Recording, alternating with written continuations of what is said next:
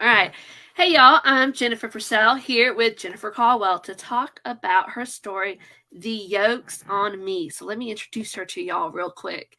Jennifer is a stay at home mom in her early 40s who was blessed with the opportunity to ditch corporate America in order to take care of her kids, pursue her dream of writing, and occasionally make the house look presentable.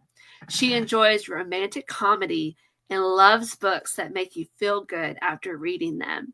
When not writing, Jennifer stays busy reading, ignoring the laundry, and wrangling her husband, two kids, and an undisclosed number of pets at her home in Southwest Missouri. So, Jennifer, let's hop right into the nitty gritty and tell me what was the inspiration behind the yolks on me?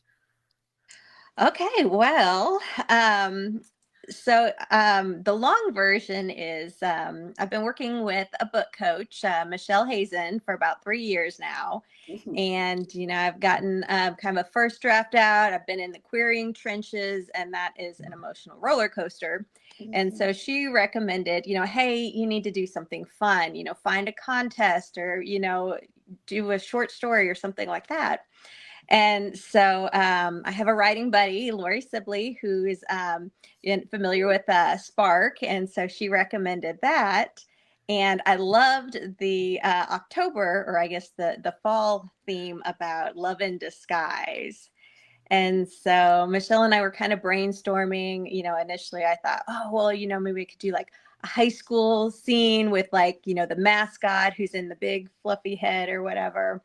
But then we kind of settled on, a costume party where maybe the main character doesn't know who her date is. So she has to guess, and everybody's in a costume.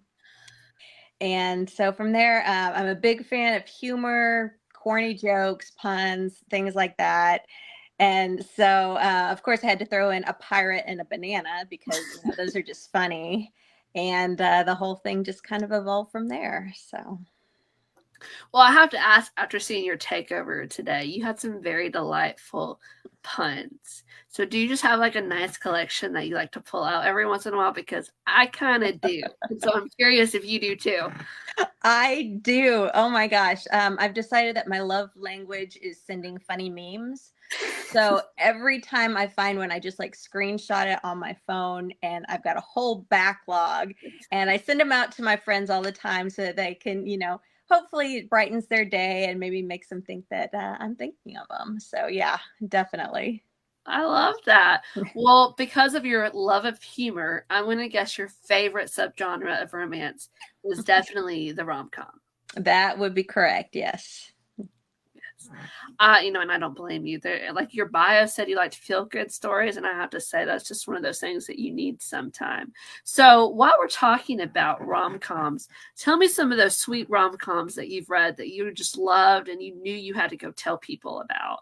Okay, well, I came prepared. I brought my Woo! books here. So Okay. one of my favorites is there we go, the Cheat Sheet by Sarah Adams. And so it's got humor in it. It's got, the friends to lovers trope, which is one of my favorites. And, it's got hot football players in it. So, what more could you want right there? But so that one's really fun. Let's see. I discovered Jean Meltzer not too long ago. And since the holidays are coming up, she's got one called The Matzo Ball.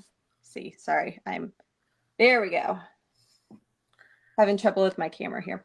But so basically, it's kind of like a Jewish twist on a Hallmark Christmas movie. But Oh, I love that. it is awesome. It was so much fun to read, and especially this time of year. She also wrote one called Mr. Perfect on Paper, which is another one that I really enjoy.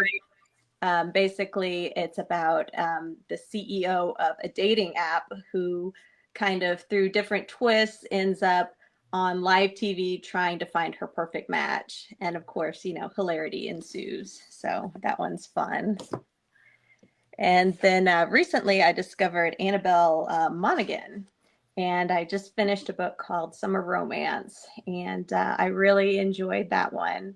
I mean, the meet cute was basically where the gal's dog pees on the love interest. So, it doesn't get any better than that, right? Well, I don't think I've heard much of any of those authors, so now I have some new ones to go try. So that's Yeah, exciting. definitely check them out. Yeah. Usually when I ask people, they're like Emma St. Clair and Leah Brunner, and I love them and I understand it, but like it's always fun when you find some new ones that you can go try, especially when they have a backlist, and then you can binge read. Are you a binge reader? I don't get to read as much as I'd like to these days because my problem is whenever I get into a book that I really love, I can't get anything else done until I finish it. And so, that's really hard when, your kids are saying, "Hey, I don't have any clean clothes." And you're like, "Well, hold on, let me finish this page." So that's how it goes. But yeah, I try to, read at least a few books a month. So. Well, are you like a mood reader, or do you have like a list of books that you want to read and you go through the list whenever you finish one? I guess a little bit of both. I have a huge to be read pile, and I've got stacks and stacks in my closet of books that I bought because I was like, "Oh, that sounds so good. I need to read this," and then I keep finding more, and so it just keeps piling up. Um, but yeah, I'll usually, to get the stacks down, I'm like, okay, well, each month I got to try and read, an old book that I already have, and then maybe a library book, and maybe a new book. And, I like middle grade because that's kind of, the not too serious, not too in depth. That's kind of in my sweet spot there. And, then I pop on like an audiobook, usually nonfiction when I'm again doing the laundry or other things where I don't really need to think. So Yeah. All right. Well, now you mentioned that you loved Friends to Lovers when you were talking about your book recommendations. So I'm curious, do you have any other favorite romance tropes? forced proximity, I mean, that's always a good one. And I kind of have a love-hate relationship with like Marriage in Trouble because I'm like, no, you have to stay together. But it still kind of sucks me in. So Yeah. like the Bromance Book Club, that was one where, kind of the Marriage in Trouble. And so I had to make sure, well, yeah, I mean, it's a romance. They've got it happily ever after. So I have to admit, whenever I find out there's a love triangle, I read the reviews to figure out which one she's going to end up with before I pick it up because I want to make sure that I'm rooting for the right one. oh, that's a good strategy. Thank you. Thank you. I don't like the suspense much when it comes to romance unless they're solving like a murder. I can handle that suspense, but don't keep me in suspense who she's going to end up with. I hate that. I know. And if there's a love triangle, well, then the next book has to be the other one who didn't Yeah. get picked so Yes. that, they've got their happy ending too, right? Yes, exactly. Because usually the writer does a really good job of making you fall in love with both of them, but you're like, but he can't be with her, but like he should be with somebody. Like I want him to be happy. Exactly. All right, so now let's go back to talking about writing for a minute. I want to know, you said you've been working with a book coach, so I'm sure you've gotten like a ton of advice, but what's like the best writing advice that you've ever received? Well, I'm not sure where I picked this one up, but my favorite piece of writing advice is every first draft is perfect because all a first draft has to do is exist.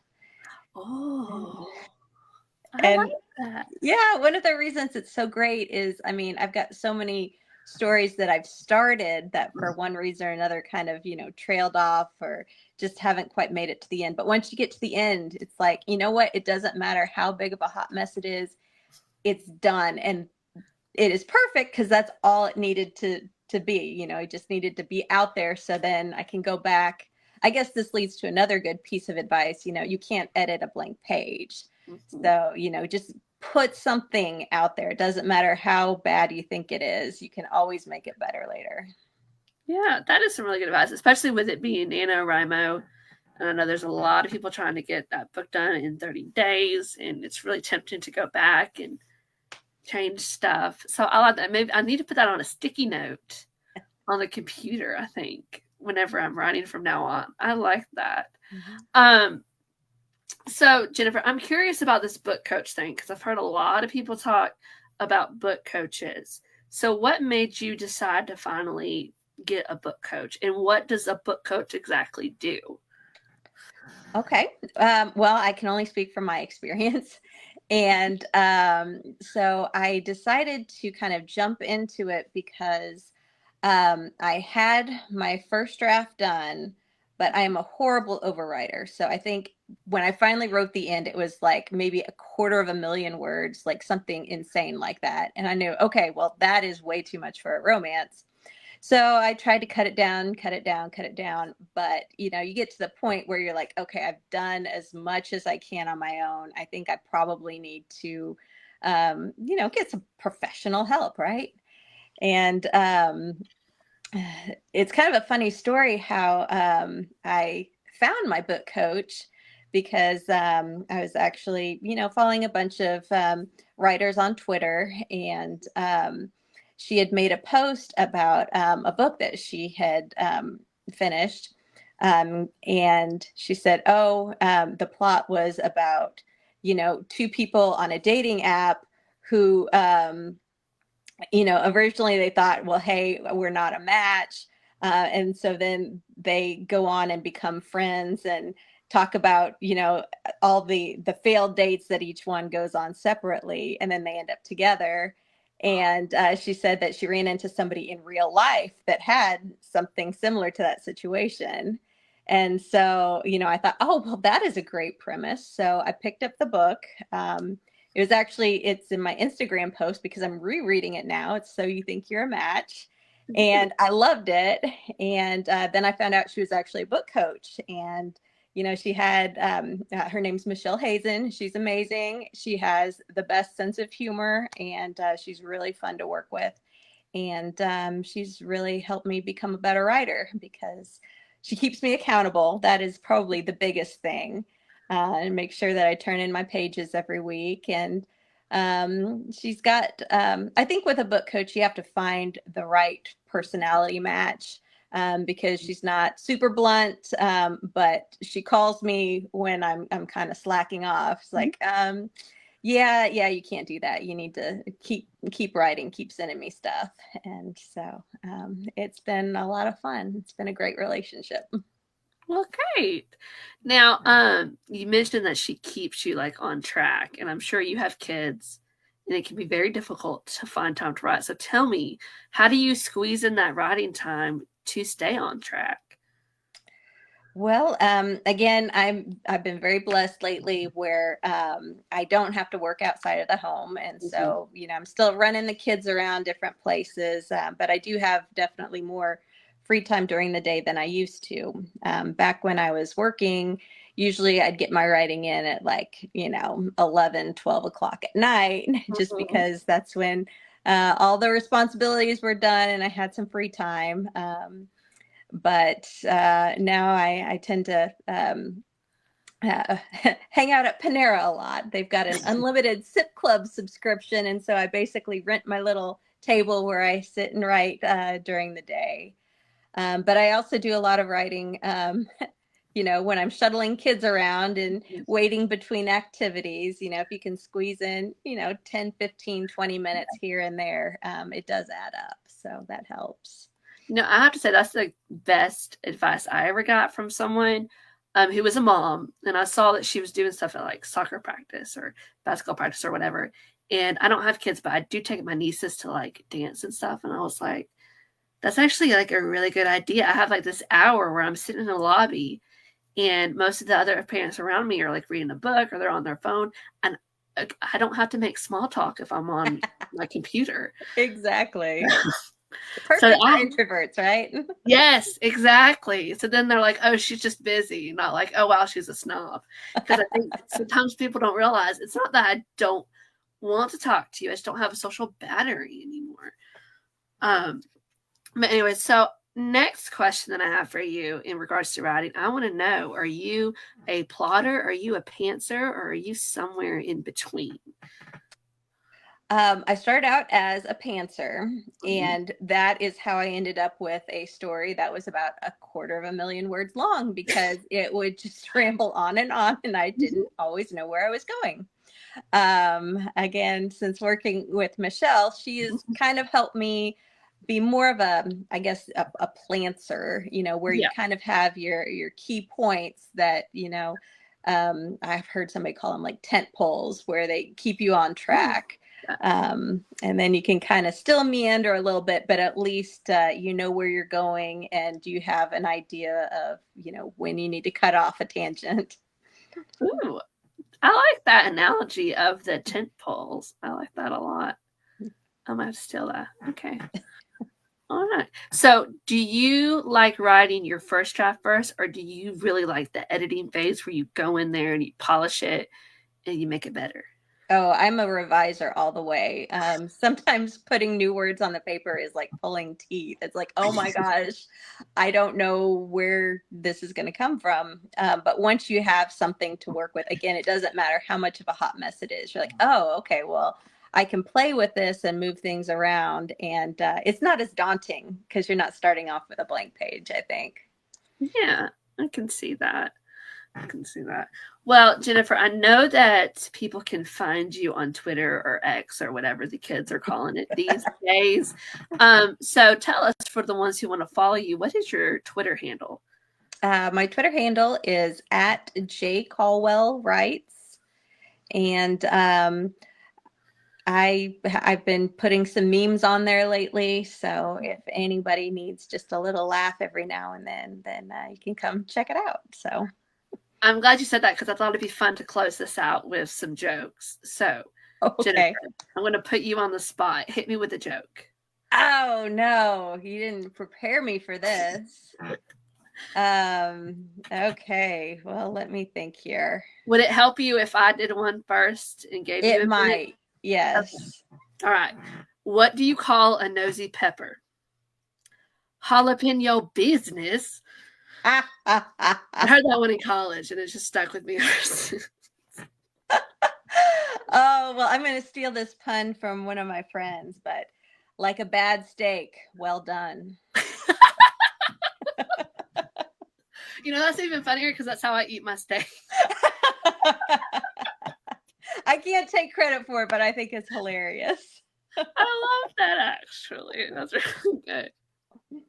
All right. Well, Jennifer, thank you so much for joining us tonight. And thank you to everyone who's watching this, whether live or on the replay. If you haven't read Jennifer's story yet, you should definitely go read it. She was a finalist in our contest issue, so that immediately lets you know that this was like a really good story. And you're definitely going to smile by the time it's over.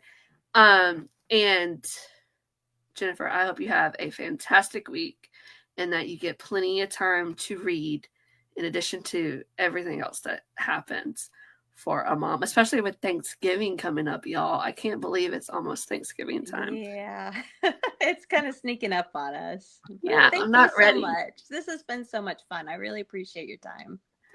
Good. I'm so glad that you could join us.